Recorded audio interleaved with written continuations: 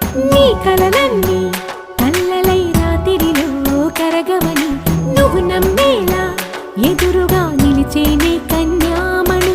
నీ కోసమని గగనమే భువిపైకి దిగి వచ్చినని ఆ రూపాన్ని చూపుతో అల్లుకుపోసౌదా.